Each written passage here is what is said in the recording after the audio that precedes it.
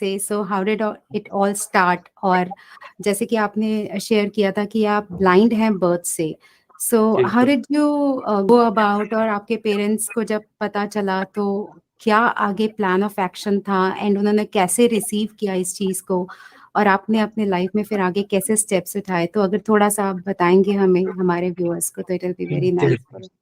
You know, when it's a very difficult news to take. In fact, when you get to know that your child is blind.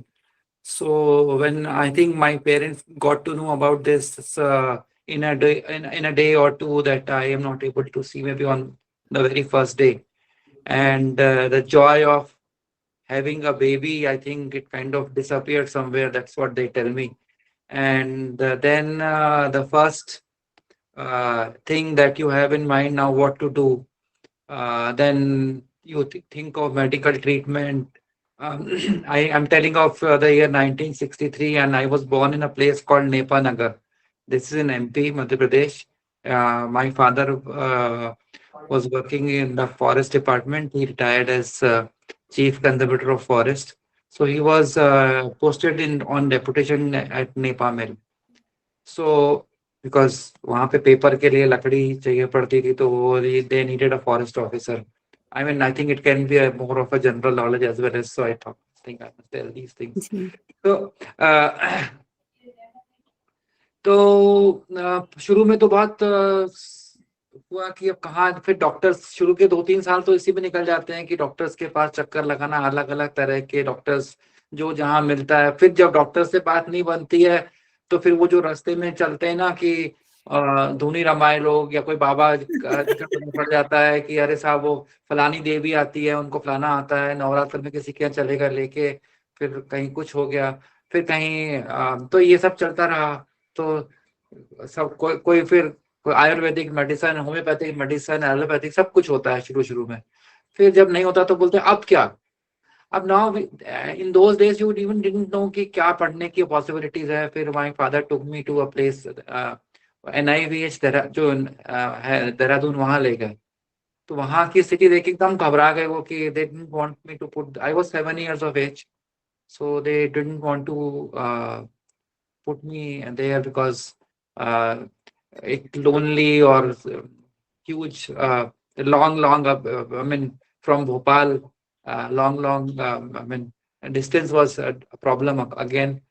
And situation भी लग रहा था कि बहुत अच्छा liveable atmosphere नहीं था स्कूल में। तो I think they brought me back. और फिर हम लोग, पापा का पोस्टिंग भोपाल में था, तो ब्लाइंड बच्चों का एक स्कूल है यहाँ पे, गवर्नमेंट स्कूल, वहाँ पे I was there for a year and then got posted to Indore. So again, I was in a school for the blind for the first 5 years. फिर हम ग्वालियर आए, तो वहाँ पे एक सिंधिया स्कूल था। और सिंधिया स्कूल में it was a girls school, but till 8th they was allowing boys to study. It was a co-ed till 8th. तो हमारे यहाँ पे बहुत ज्यादा उन्होंने बोला कि हम आपको एडमिशन तो नहीं देंगे, but we'll let you come to schools and before you leave we will give you certificate कि आपने यहाँ पे पढ़ाई करी है, and we will not issue for formal TC और kind of thing, transfer certificate. तो सब लोगों ने बोला कि चलो एक्सपोजर अच्छा होगा, it's a renowned public school, बच्चों का स्कूल है, तो ठीक है। पर वो वहाँ पे भी, फिर वहां से हमारे पापा का ट्रांसफर भोपाल हो गया। तो वी वर इन, जब भोपाल आए तो all the government schools, all schools refuse admission. पर एक स्कूल था, मिशनरी स्कूल था, उनके फादर के पास गए, नो बोले we will give him admission. पर मेरा सबसे बड़ा प्रॉब्लम था कि मेरा मीडियम उस समय तक हिंदी था। I did not know a word of English till that time. So I was shocked. बोले बोले नहीं नहीं नहीं नहीं, you will have to learn English. You will be able to manage. Don't worry. तो फिर एडमिशन हो गया, टेस्ट भी दिया। बोले टेस्ट तो देना पड़ेगा। मुझे पता है कि मैंने टेस्ट में कोई बहुत अच्छा नहीं किया था, बिकॉज इंग्लिश पूरा था। तो बट उन्होंने कहा नहीं, तो आप तो पहले टेस्ट तो दो, all procedures will be followed properly. तो टेस्ट दिया इंग्लिश। शुरू में 4-6 महीने तक कुछ समझ में नहीं आया। फिर हमारे लोग वॉलेंटियर्स का और सोसाइटी का और फैमिली का बड़ा इंपॉर्टेंट रोल होता है। तो दे नेबर्स हमारे बहुत अच्छे थे, they started reading out for me and naturally Braille में तो बुक्स होती नहीं थी नहीं उस टाइम भी, और ब्रेल आती थी मुझे, वैसे थोड़ी इंग्लिश उतनी नहीं आती थी, हिंदी तो अच्छे से आती थी, तो ब्रेल में बुक्स थी नहीं। आ, फिर 2 साल तक तो सुन सुन के पढ़ पढ़ के याद किया, थोड़े बहुत ब्रेल में नोट्स बनाए। उसके बाद में फिर प्रॉब्लम आया, क्योंकि एडमिशन फिर से लेना था, क्योंकि वो स्कूल साइंस वाला स्कूल था, साइंस में था कि फिजिक्स केमिस्ट्री मैथ्स प्रैक्टिकल्स कैसे करेंगे, तो फिर वो आर्ट्स के लिए फिर एक स्कूल में एडमिशन लिया।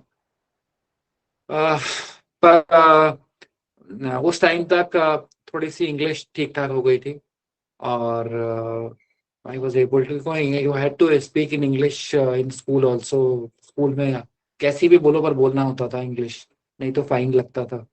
और जो एग्जाम के लिए तैयारी करनी होती थी, क्रैमिंग करते करते ही इंग्लिश आ गई मतलब। तो रटते रटते, so this was it. And फिर उसके बाद में जब हम 9th 10th 11th किया, तो किताबें फिर नहीं थी, तो लकीली तब तक पता पड़ गया था कि एक वो टॉकिंग बुक लाइब्रेरी जो बॉम्बे की थी, national association for the blind की टॉकिंग बुक लाइब्रेरी थी, it used to have some books in huge. और वो सारे कैसेट जो थे ना, वो हिस्ट्री पॉलिटिकल साइंस के कॉलेज लेवल के बुक्स थी उसमें, मतलब एमए वाली, मास्टर्स की जो ईश्वरी प्रसाद की हिस्ट्री, तो ये तो वो, तो हम लोग 9th 10th में मैंने सब वो किताबों को 5 5 8 8 बार, सब जो रेलेवेंट चैप्टर्स थे उनको पढ़ने से लैंग्वेज पे कमांड बहुत अच्छा हो गया। और लकीली जब हमारा हायर सेकेंडरी का एग्जाम हुआ, तो I got first place in the entire state in economics, highest marks थे पूरे मध्य प्रदेश में। Excellent. और हमारे एक जी जी,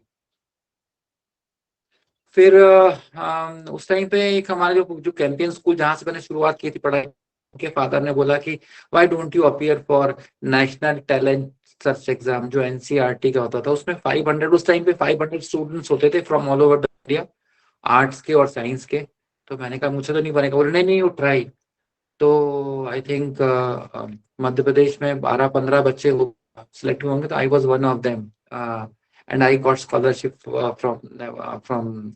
और इंटरव्यू तो बहुत डिफिकल्ट, उन जमानों में दिल्ली इंटरव्यू के लिए आना पड़ता था, all 500 students had to come to Delhi for student.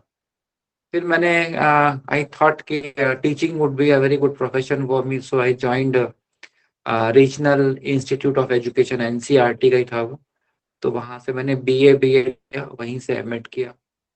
और फिर सबसे बात हुई टीचर्स, ने बोला कि इंग्लिश में जो jobs अच्छे होते हैं, काफी लोगों को जॉब मिल जाता है इफ यू कॉलेज टीचिंग के लिए जाना है तो। Then I did my MA in English. और इस बीच में बहुत सारे जॉब्स एडवर्टाइज हुए स्कूल टीचर्स के, तो उसमें मेरी जो एप्लीकेशन है वो रिजेक्ट हो जाती थी कि अरे ये ब्लाइंड है। और इंटरेस्टिंग एपिसोड बताएं कि एक लेडी थी, वो उनकी जो बेटी थी वो मेरी भाभी की फ्रेंड होती थी, तो उनका फोन आया कि वो रोहित की तो सारे पेपर गायब है, मार्कशीट से भी एक भी नहीं लगी है। तो आई आई थिंक व्हाट डू कि वो मार्कशीट निकाल के अलग कर देते थे लोग कि ये ब्लाइंड है, और तो कोई लॉजिक लेने से अच्छा ही है कि मार्कशीट बोल दो कि पेपर्स ही नहीं है। तो उन्होंने बोला कि तुम मार्कशीट ला के दो सारी, हम वापस लगा के तो उसको प्रोसेस करते। And somehow I was able to get the job। और जैसे ही अपॉइंटमेंट लेटर लेके गए, तो जो उनके जो डीईओ थे, education officer, district divisional education officer, कागज में इनको किसने नौकरी दे दी, पता नहीं क्या कर लेते हैं ये लोग। तो कैसे पढ़ाएंगे आप, ये करेंगे कहाँ पढ़ेंगे। फिर लकीली एक आईएएस ऑफिसर थे, उन्होंने कहा कि नहीं नहीं, let him get the opportunity, करके तो देखने दो। और पर मुझे जाना था कॉलेज में, पर मैंने कहा अगर मैं यहाँ पे नहीं गया तो मैं इट कॉलेज वाले भी यही बोलेंगे कि ये पढ़ा नहीं पाएगा करके। सो while I was doing my MA I joined। तो सुबह से लेके रात तक आई यूज टू कीप बिजी। सुबह 8 बजे से कॉलेज होता था, 8 से 11 बजे से स्कूल होता था, सो 11:30 से, तो सुबह से लेके और रात के शाम को 7 बजे 8 बजे घर आके, और फिर कॉलेज की तैयारी, फिर स्कूल की तैयारी। So that is how I got into teaching, school teaching. Then college में भी जॉब लगा, फिर उसके बाद में पब्लिक फंक्शन के एग्जाम्स हुए तो उसमें भी आई डिड फेयरली वेल, और फिर बाद में तो करियर सेटल हो गया। उसी टाइम हम लोग काम कर रहे थे, कुछ के एक लेटर आया कि हाँ हाँ, एक बंदा था जो कि वो मुझे रीडिंग करने आया, मेरी फ्रेंड थी, उसने कहा मेरा एक दोस्त है, उससे तुमको रीडिंग करने हेल्प कर देगा कॉलेज की तैयारी करने में। तो उसी ने बोला कि भैया आप लोगों को इतनी दिक्कत हुई पढ़ने में तो बाकी लोगों को क्या होता होगा। तो मैंने कहा हाँ ये बात तो सही है। तो भैया बोले हम लोगों का एक ग्रुप है और वो काम करते हैं एनवायरनमेंट के फील्ड में। So he was Anil's brother, Anil Mudgal जिनका नाम मैडम ने अभी, उनका ये ब्रदर थे। और he was studying in college और he used to read out for me while I was teaching in college. तो उसने अपने भाई लोगों से, दोस्त लोगों से बोला हम लोगों का एक ग्रुप है और हम लोग let us start recording material in audio.